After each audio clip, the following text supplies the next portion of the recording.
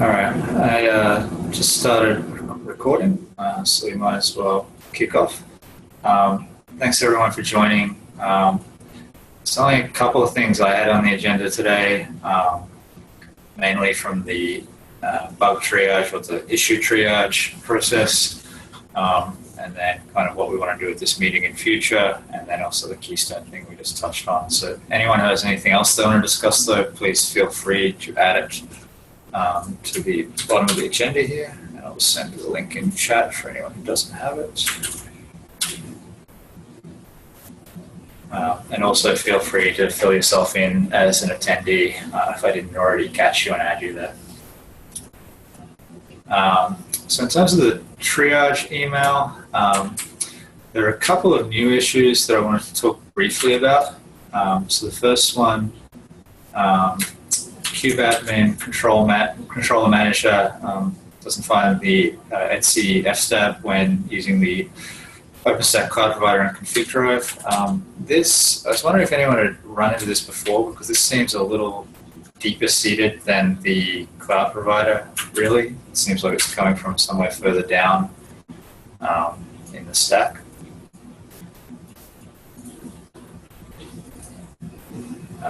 It got punted to us by the kubeadmin folks, though, because it is at least ostensibly going through the cloud provider to get to the config drive stuff.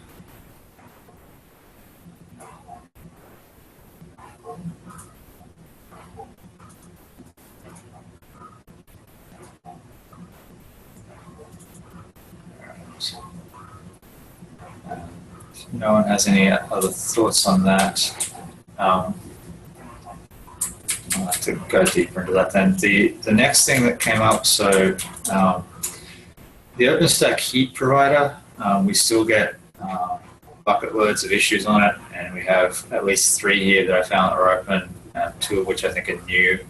And when I went looking, 2 out of the 3 people who originally contributed that are no longer part of the Kubernetes organization. There's no owner's file for it. And it's not really clear to me what we should do with that. It is deprecated at the moment, but I don't know either whether that means we can close issues filed against it or what the process is there, because I think the reality is there's no one here actively working on that provider anymore. And that's the kube provider again, sorry.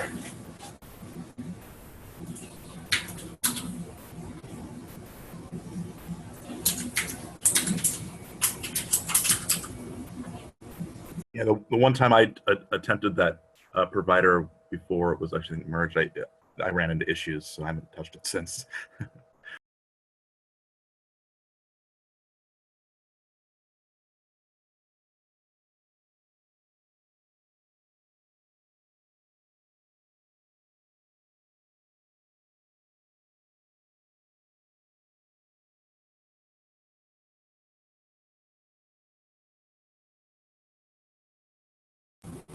Right. Are 2 of those issues? Sorry, are 2 of those issues actually duplicates?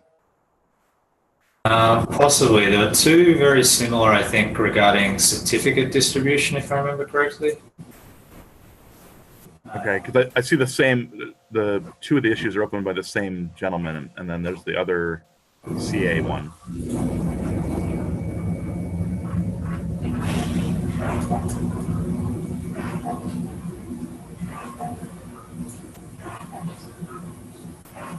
I don't know what the procedure for duplicate is either, but it's the same guy on the same day with the same versioning, but it might be more we got further or something, or what happened.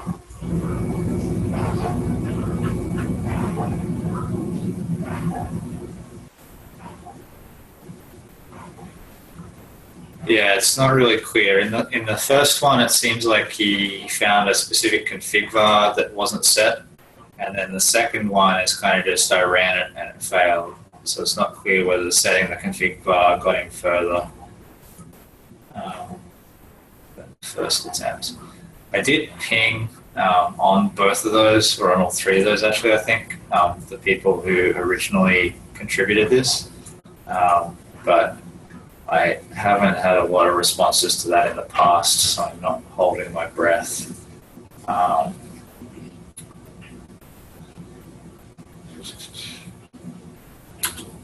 Igor, which SIG technically is kind of responsible for what's happening in that cluster's top-level directory, if any? Just from a compliance point of view. Not sure.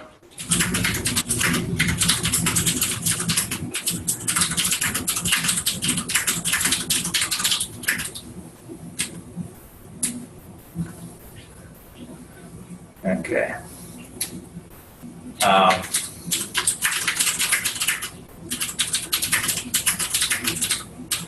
So I guess the only thing I can think of is to follow up on the dev list and kind of ask the open question as to what the long-term plan with that directory is.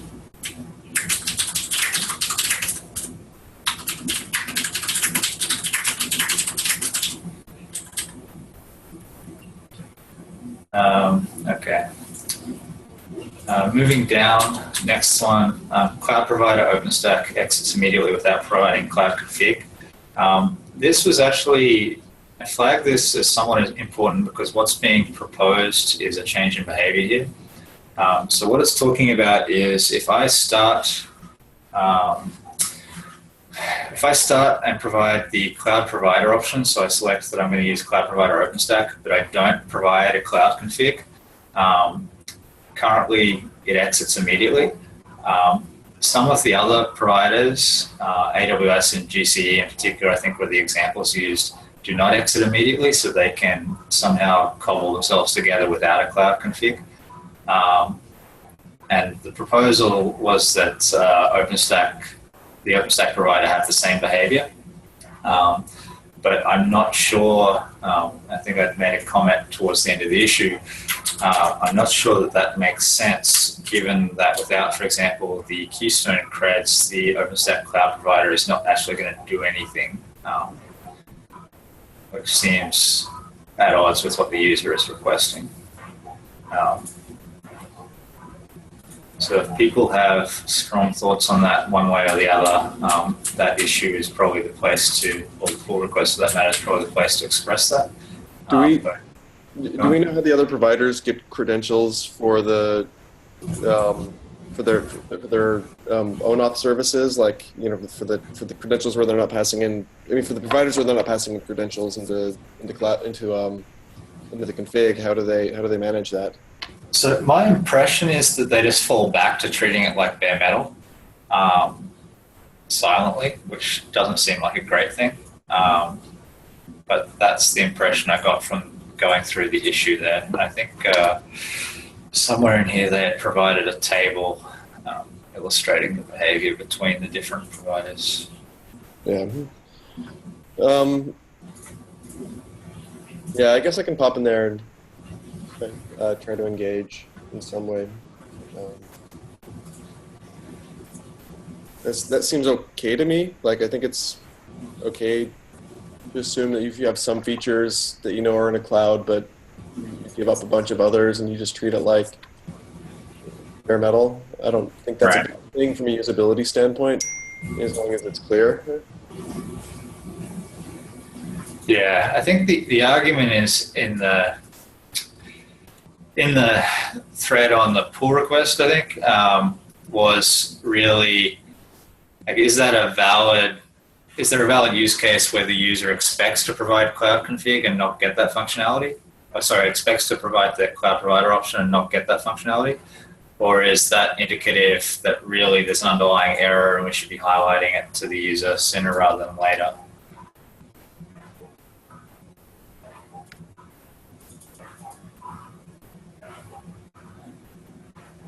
Yeah, I see what you're saying. Like, to me, if the user is selecting cloud provider OpenStack and doesn't provide the additional config, then in 99% of cases, that's going to be by accident or a mistake, right? Yeah. And we're trying to identify if that 1% is something that actually exists. Like, is there a valid reason that someone would want to not do that. OpenStack's current behavior is to exit immediately, right? Yeah. Yeah, and that's the case based on the table for everything except AWS, GCE, and Mesos. Yeah, I mean, I think from a software engineering standpoint, if the presumption is that the config needs to be there, you would have to find an abstraction that would allow you to separate out the things that required the config from the things that didn't need the config. So, and I haven't looked at the source code to see if it actually does anything like that. But it seems like it would be a larger effort to provide an abstraction that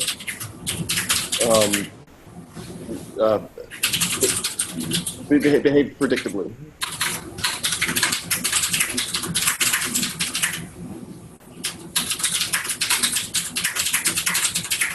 Just typing another comment in the pull request asking a question about how AWS, etc., whether they manage to guess same defaults somehow, or they behave in a degraded fashion.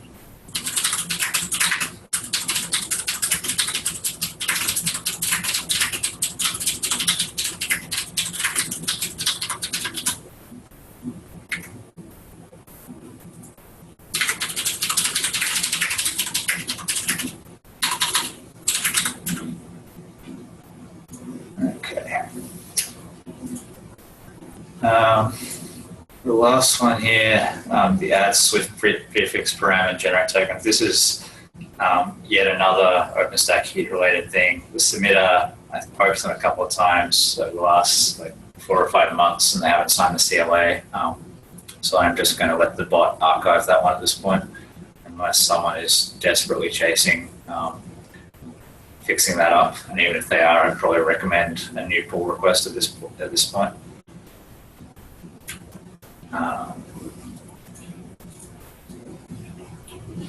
All right. And then the final thing from the triage list, well, not really from the triage list, but the service annotations discussion that Angus and Graham and a few others had tried to start a couple of times, and I also sent to the mailing list. But I want to highlight again, it's somewhat related to what we were just talking about actually with Cloud Config, in that what they were wanting to do is identify, if we went through each of the config items, which ones can we automatically determine, which ones need to vary by service and should be moved to annotations, and then which ones are cluster-wide or the potential breakage is not isolated to one service and need to be kept in the provider config. So there is both a pull request and a Google Groups discussion that I tried to start about that. But I think really, Angus had a pretty good list there, and I was really just looking for validation that he hasn't missed something or not thought of something. And as yet, hasn't really gotten that validation from anyone. And he also had a couple of open questions in there as well. But basically, this is just a call. If people could take a quick look at that that email thread and the pull request to just see if they have any objections to what he's proposing there with regards to that configuration.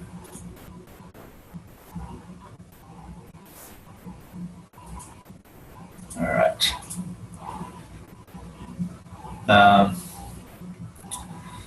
So the next thing I had put on here was really the future of this meeting.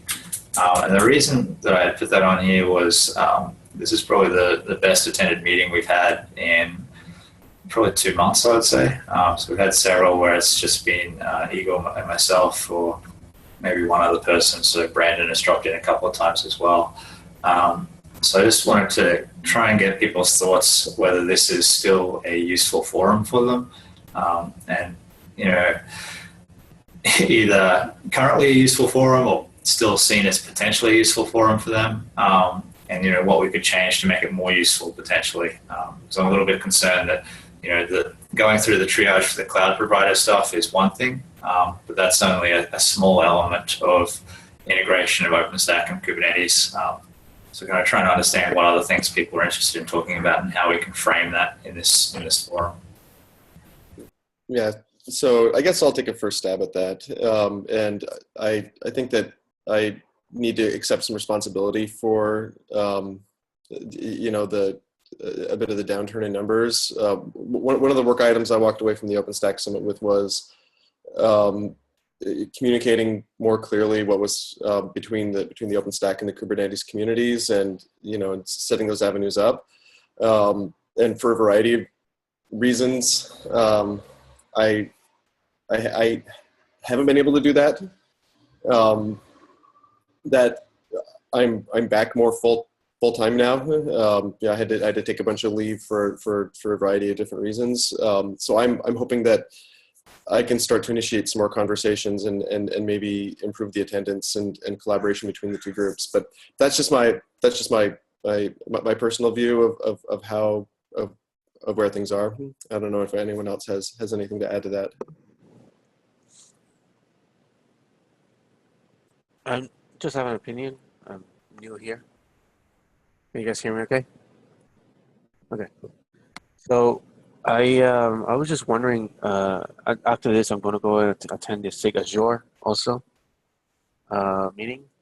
And there's also the SIG AWS meeting that I attend.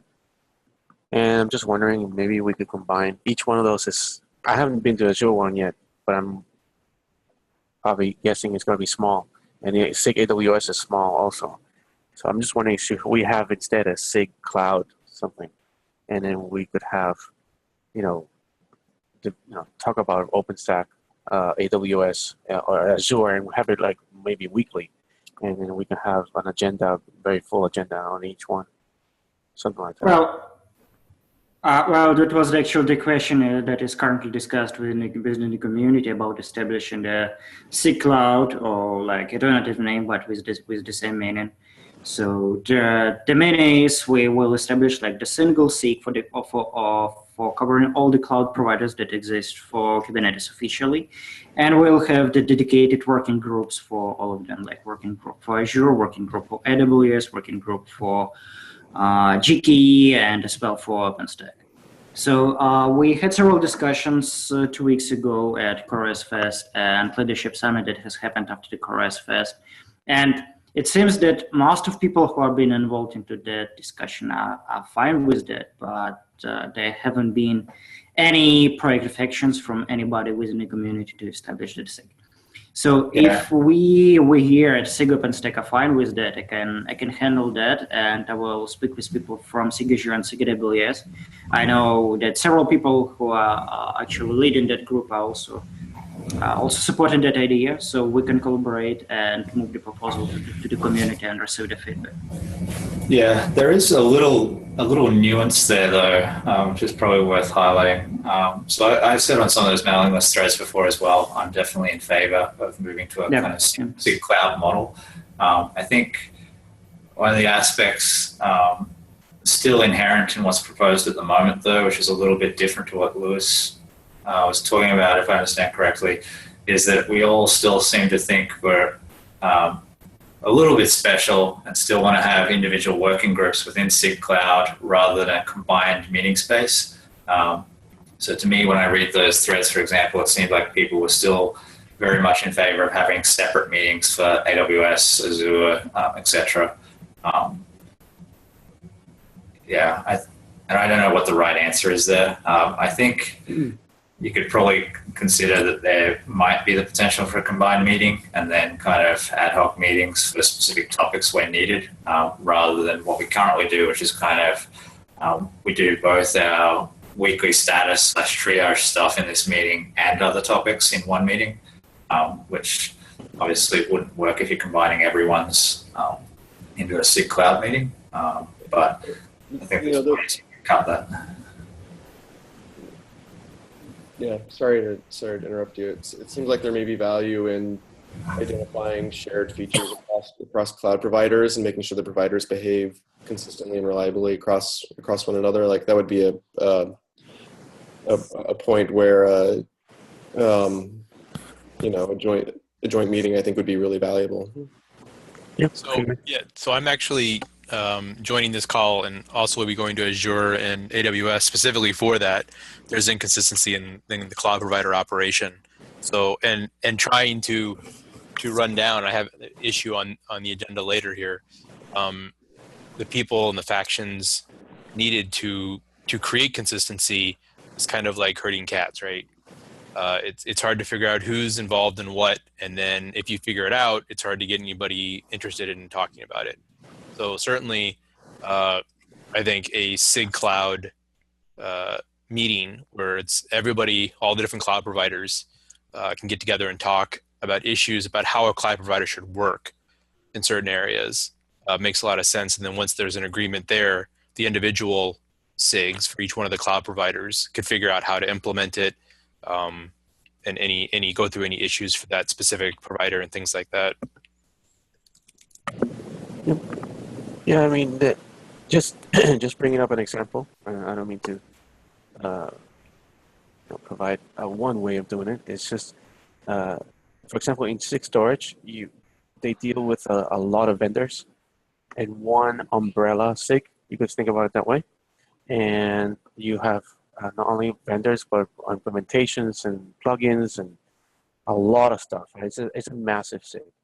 And the way that they manage it is by features and what's being done and what needs to be done for 1.7, 1.8, and so on. So maybe something like that for a SIG cloud, where we have different implementations. And again, the overall view of what a cloud connectivity and behavior will be like. That would be nice. Just my opinion.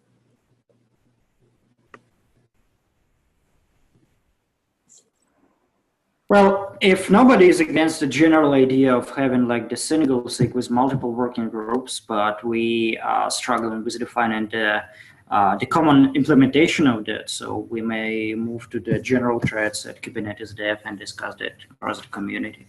Probably we may also reserve a slot at the community meeting to receive all the voices from all the multiple SIGs.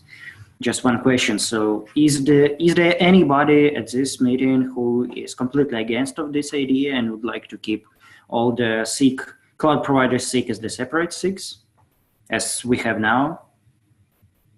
I don't necessarily think they're mutually exclusive. Like what you could also do, I think having a central is like some of the issues we spoke about today.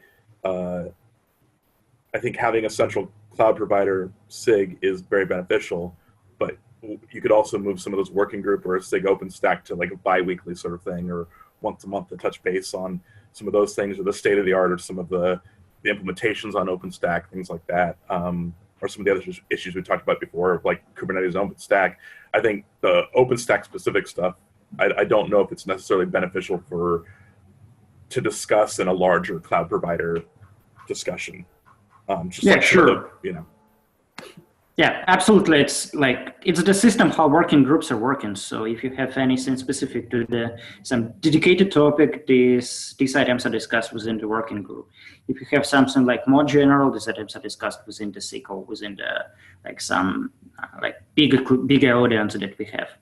Yeah, I think just with regards to the nuance between the SIG cloud proposal with cloud-specific working groups versus current state, which is we have a SIG per cloud provider, basically, is that there is, one of the intents behind the proposal is there is a certain amount of overhead and growing overhead, I would say, with maintaining individual SIGs in terms of some of the burden when it comes to things like release delivery and release management stuff, and some of those horizontal teams that have to manage how all of the SIGs feed up into the actual Kubernetes releases.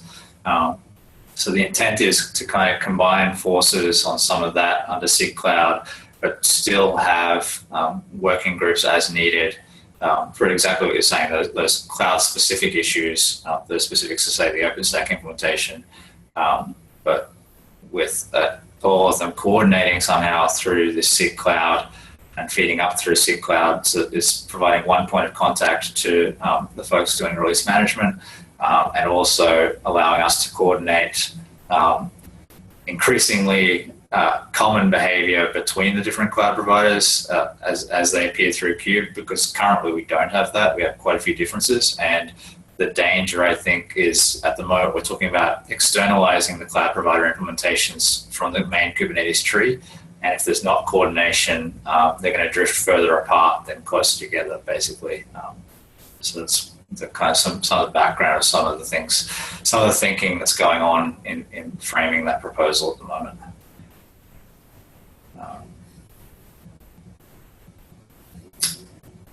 Yeah, sorry, I have to drop off. I have a different meeting, unfortunately, starting in 1 minute. So let's finalize this discussion, and I will follow the meeting notes and speak directly to Steve. Yeah. And if we agree with that, so I will move ahead and interact people with different SIGs and will provide their proposal. Yeah, I think what I got is that we all think there is a need for coordination. Particularly for a number of these issues that touch all the providers. And then obviously still a need for some specific working group construct within that where we can talk about OpenStack specific issues. But that might be on a different cadence to the main big call.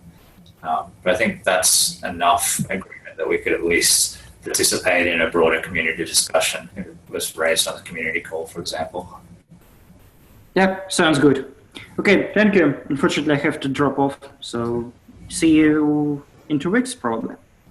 All right. So the next thing that we had here, I think Luke mentioned that he was enjoying the perils of the current Keystone authentication authorization situation. So to answer the question, is SIG Auth the right place for this? Probably, in that there's a lot more people there who understand the various ins and outs of authentication authorization as it applies to Kube and other providers. But maybe you could give us a rundown on kind of the exact problems you're facing so we can understand from an OpenStack point of view. Sure. So this client architecture is they have large implementation of OpenStack, several clusters, thousands of nodes, and they have also thousands of tenants within Keystone. And they use Keystone for backed by MySQL for all of their user accounts. They want to use that same authentication authorization store, or they want to use Keystone for Kubernetes, that same user store for Kubernetes, accessing both, being able to access the API server, also kubectl, and yeah, that covers that.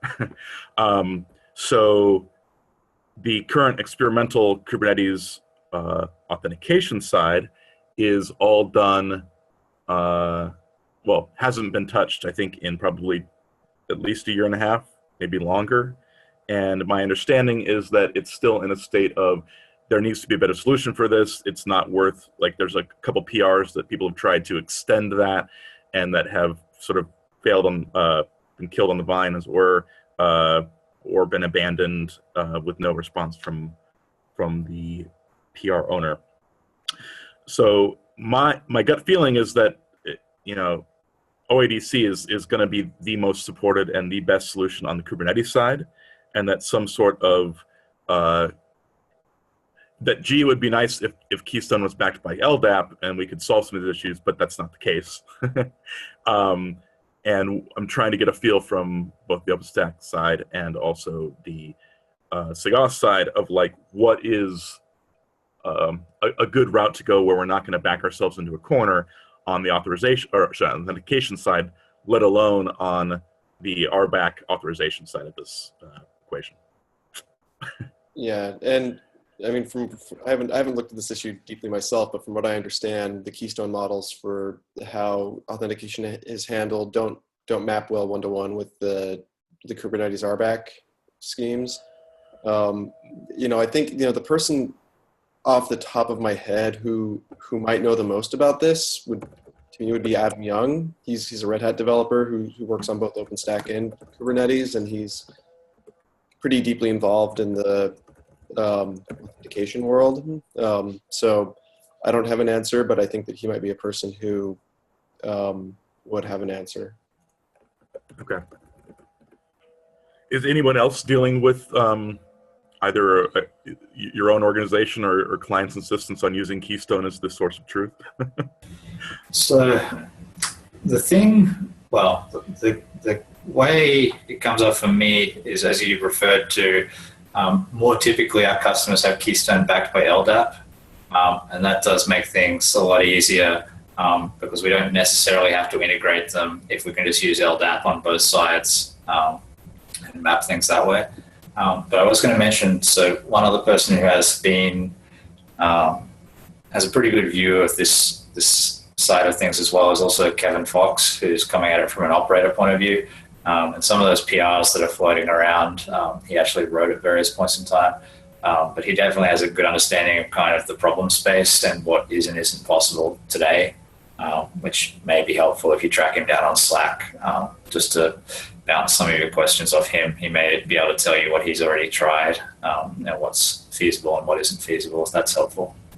Yeah. Sorry, what was his name again? Kevin Fox. And I've put that in the meeting notes here as well. Yeah, Thank you. he's on Slack. He should be in the SIG OpenStack room, and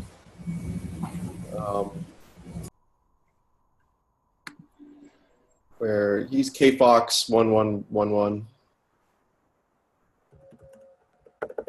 Okay. Yeah, I'll ping them, and if there's anybody that's currently on this call too that would be like to be a part of those conversations, or as I find a solution, I'll definitely come back to the SIG or its predecessor, or I should say it's the cloud, whatever the cloud provider SIG or whatever it becomes, to make sure we kind of get a good story for this if anybody runs into this. But I do realize that there's not a lot of large OpenStack installs using Keystone to the scale that they are that is backed by MySQL. So it's kind of a small audience here, unfortunately. Yeah. I think it's still for me, it's an interesting problem to hear about. So if I'm hodgepodge everywhere. If you find me and rope me into those conversations, I'm happy to listen also. Cool. Any thought? Has anybody used any of the OADC providers that tend to have pretty good Kubernetes support, like whether it's the CoreOS Dex stuff, or there's a Red Hat project that I'm blanking on right now, and the possibility of doing sort of, I've seen some old documentation on like Keystone as a OADC provider, but it's not clear. It relates to the federation side of things, yeah. Any bells ringing of applicable information there from you guys on that side? I don't have any myself, but I can ask one of my coworkers to attend next time. He was one of the authors of Dex, so he's the lead of one of the leads of SIG-Auth. So maybe next time he can answer some questions if you have them. Well, if he's going to be on the what is his? Does he normally attend the SIG-Auth meetings? Yeah, his name is Eric Chen. Okay. Well, I plan on dialing into the SIG-Auth meeting and kind of talking a little bit about the issue, and then within the next week, I'll be working with the customer internally to kind of come up with a couple POC things anyway. So I should have some better, hopefully some more solidified requirements of the scale and the sort of what the end goal is to clarify things for people too. Okay, that's fine then. I'll let you lead that then. Okay, thanks a lot. Okay. I think the next up, I'm guessing, Rob, you would put this on the agenda about handling stopped cloud provider nodes. Do you want to give a quick overview of the discussion going on there and what you're after from the SIG?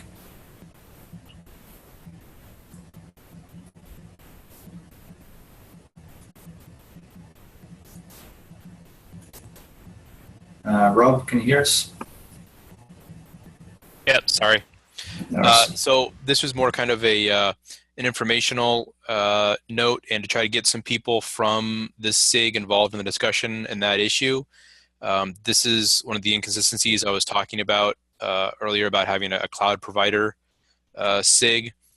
the core of the issue is that right now across our cloud providers, we do not have a consistent handling of what happens when a cloud provider node gets stopped in the cloud. So for Azure, for AWS, OpenStack, and a number of others, that node, if it misses its check-in time, which I think ends up being, total check-in time is something like 40 seconds, the node gets deleted from Kubernetes. And this causes all sorts of other issues. People have chimed in kind of on that issue. I think storage was mentioning having some issues with this behavior.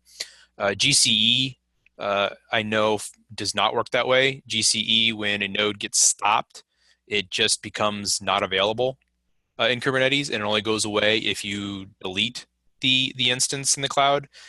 So that issue that I linked there is kind of a point for us to discuss and come up with what should happen when a node gets stopped. When is a cloud provider node?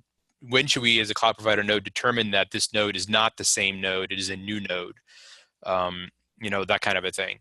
Because there's inconsistency, and certainly there's been some issues that have kind of sprung up around the way it's kind of currently handling. And OpenStack right now, as I had mentioned, does do filtering on its get nodes so that anything that is not active will not show up. So it'll end up getting removed from Kubernetes.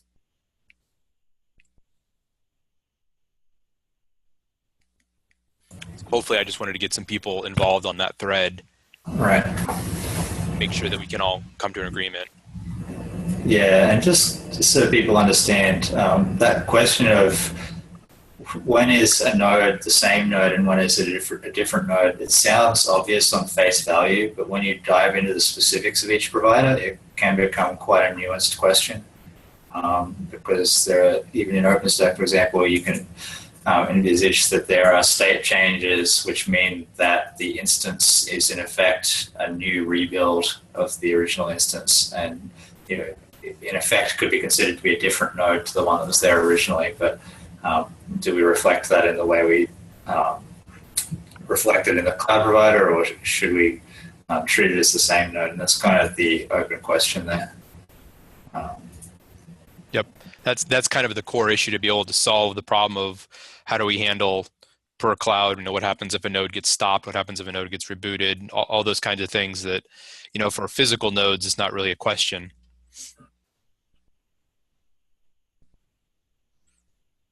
Right. So I guess,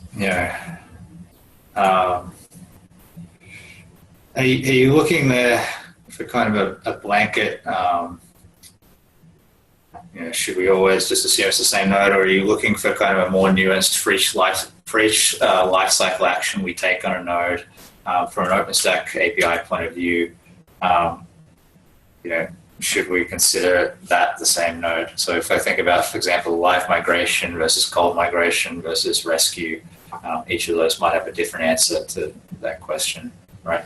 Well, I kind of think, there's been some discussion from Justin on another PR about, what some parts of a node that they can change, right?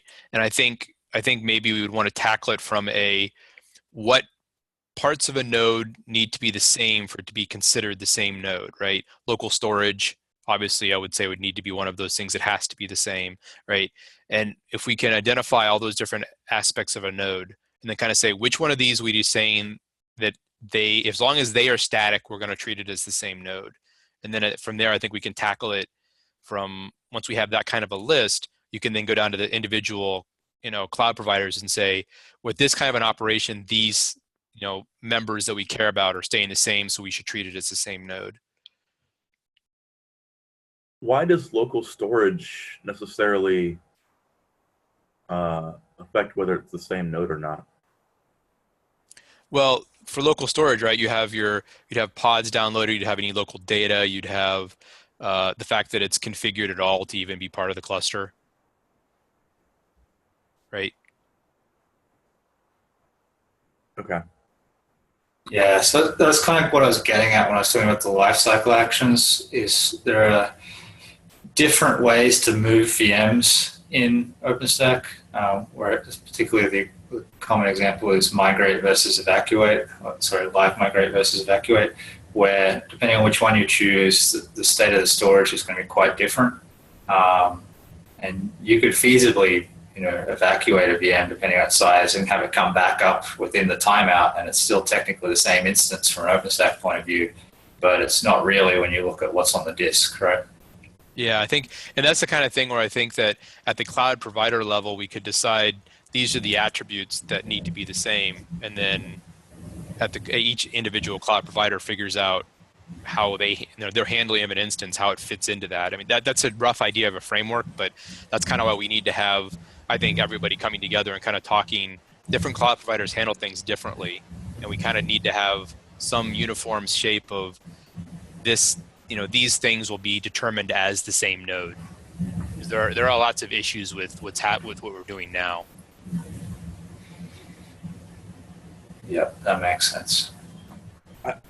So from an operations standpoint, which I kind of end up being more towards, I end up being concerned if, for example, if I have more of immutable nodes on the VM image, and if my method of updating one of the worker nodes to a new version of the OS or whatever is to reprovision that, but that node, but it takes, let's say, longer than 40 seconds. But I would not consider that a new node, and I would not want to lose, not knowing fully the action of, okay, you delete a node, what do you lose from the sense of like event history, things like that? And is it a new node if it just comes back with the same, it's going to come back with the same IP, same host name, same cert, and that's probably not exhaustive, but comes back and for my intent from the operation side, it is the same node with an upgraded version. I would not want that to be deleted necessarily. Yeah, that's the kind of thing that I think we definitely need to have discussions about. And that there have been some discussions in various PRs. What kind of kicked this off was a similar kind of a thing where there was an issue opened against OpenShift where a customer of ours had a node get stopped for whatever reason, and it was deleted from Kubernetes. And they were saying that, there's no way that they could monitor their cluster, right, and find out what was happening with nodes because they kept getting deleted from Kubernetes. So that's kind of what it started this, and started me diving into this and finding out that when we delete the nodes and the fact that the cloud providers aren't doing it consistently. So I think, what your point is valid, right? And we've had something very similar to that, and that's the kind of thing we need to figure out. Yeah, especially if it's inconsistent, because other operations or third-party controllers, things like that might do an action based on that, on a delete being removed versus in a not ready state. Yep. That not being consistent would be concerning for sure. Yeah. Right now, for its point, right now it looks like most of the cloud providers I looked at, including like Overt, do actually do filtering, and any node that is not active, running, whatever, will individually and eventually get removed from Kubernetes. GCE, from what I looked at, seems to be the outlier right now. But most people seem to think that GCE's operation, and I tend to believe that GCE's operation would be more like what we would want in terms, we don't, if a node gets stopped, we shouldn't remove it from Kubernetes. That's a perfectly valid state in upstream. And when it starts back up, it's more similar than it was when it stopped. Than a new node. Yeah, and I would rather have some sort of Reaper that, if that's configurable, that I say, okay, if a node truly is in a removed state, I can do an inventory on AWS or GC and do in the future do some sort of cleanup on that, but not make that the cloud provider decision necessarily. Yeah, exactly.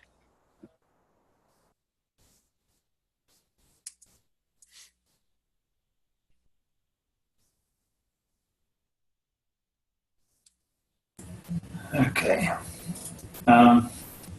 So I was already following that particular issue, and other folks are now aware of it as well, and I encourage them to follow that discussion closely. I guess that's what you were primarily after, was the awareness factor there, Rob? Yep. Get people involved so we can start moving somewhere in a decision. Okay. All right, and the last thing was quickly, I'm not sure who had added, but there was a... Okay. So there's this one is more of, there's a number of issues, especially on the kubelet side, with the kubelet stopping its reporting of its status and pod status up to the API server, and this causes eventually the node to get not ready and pods to get vacated. There's not a whole lot of root cause on it. It looks like it is potentially a case of the cloud provider APIs getting slow or not responding, so possibly some kind of a timeout issue there.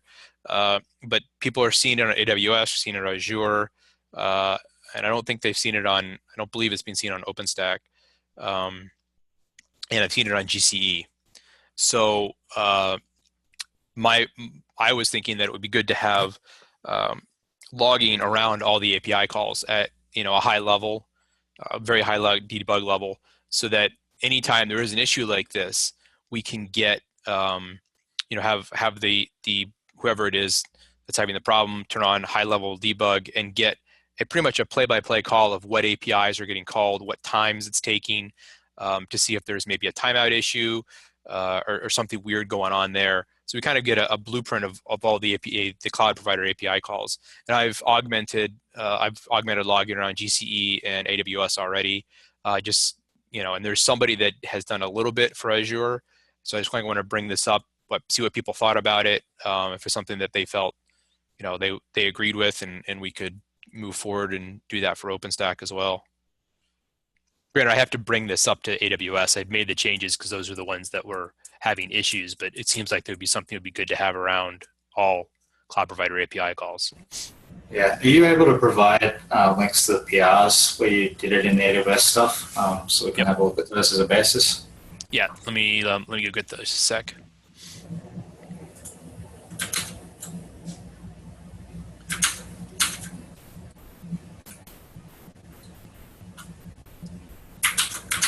That's GCE.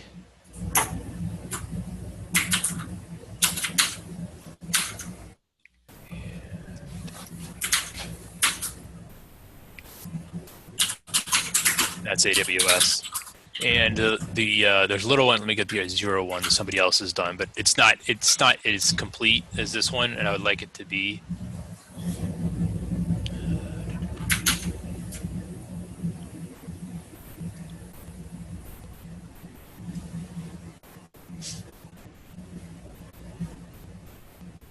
There you go. So those are the three for Azure, AWS, and GCE.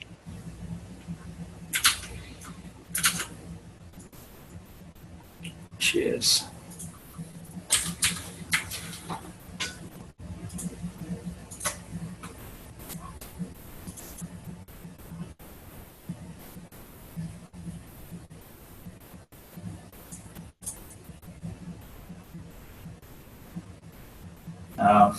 So I guess the first question is, does anyone disagree with the high level idea there?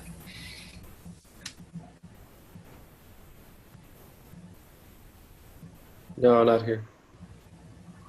No, just trying to make sure that if it logs it is anonymized or there's no secure information in that. But other than that, yeah, I think that's a great idea.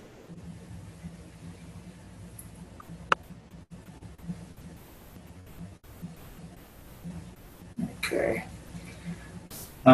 So I don't know that we have anyone on the call who's going to be able to sign up to doing that. But I'll take an AI to follow up with some of our OpenShift folks and see if I can rustle some interest.